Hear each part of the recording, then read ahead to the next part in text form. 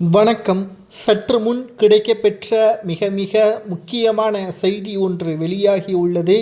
இன்று நடைபெற்ற அதிமுக செயற்குழு கூட்டத்தில் ஓபிஎஸ், வைத்திலிங்கம், மனோஜ் பாண்டியன் இவர்களை பற்றியான தகவல்களை தெரிவிக்க வேண்டும் என்று எடப்பாடி பழனிசாமி அவர்களிடமும் அதிமுகவின் அவைத்தலைவர் தமிழ்மகன் உசைன் அவர்களிடமும் தெரிவித்தார்கள்.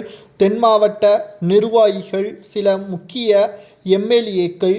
மேலும் 2026 சட்டமன்ற தேர்தலில் மிகப்பெரிய ஒரு கூட்டணி அமைய வேண்டும் என்றால், அதிமுக வெற்றியடைய வேண்டும் என்றால் ஓபிஎஸ் அவர்கள் அதிமுகவில் பயணிக்க வேண்டும் என்பதை ஓபிஎஸ்ஸிற்கு ஆதரவாக சில நிர்வாகிகள் ஆணித்தரமாக கூறிவிட்டார்கள்.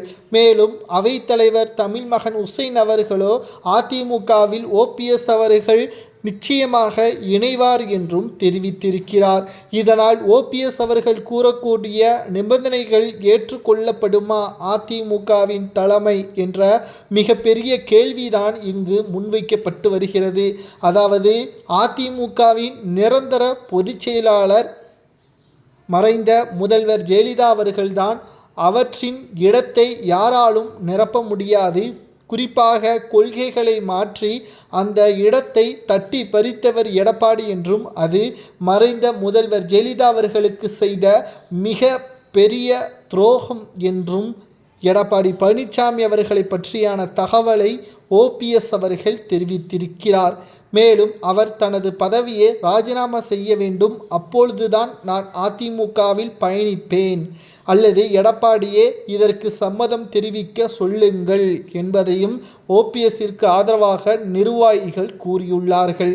2026 சட்டமன்ற தேர்தல் என்பது மிக மிக முக்கியமாக நாம் பார்க்கக்கூடிய ஒரு அரசியல் களம். இதுவரை அல்லாமல் புதிதாக கட்சிகளும் தொடங்கப்பட்டு தேர்தலில் தனித்து நிற்கக்கூடிய நிலைமையையும் ஏற்படுத்தியுள்ளது.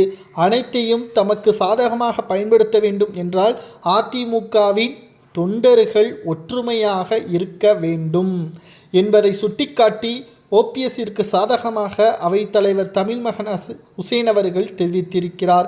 இதனால் எடப்பாடி பழனிசாமி அவர்கள் பேசிக்கொண்டிருக்கும் பொழுதே அவர் மீது குற்றச்சாட்டுகள் முன்வைக்கப்பட்டதால் இந்த பொறுப்புகள் அனைத்திலும் இருந்து ஓபிஎஸ் அவர்கள் நிச்சயமாக தான் நினைத்ததை சாதிக்க முடியாது என்றும், அவர் ஒருபோதும் அதிமுகவில் இணைய முடியாது என்றும் எடப்பாடி திடீரென்று கூறிவிட்டார். இதனால் அங்கு சலசலப்பு ஏற்பட்டது.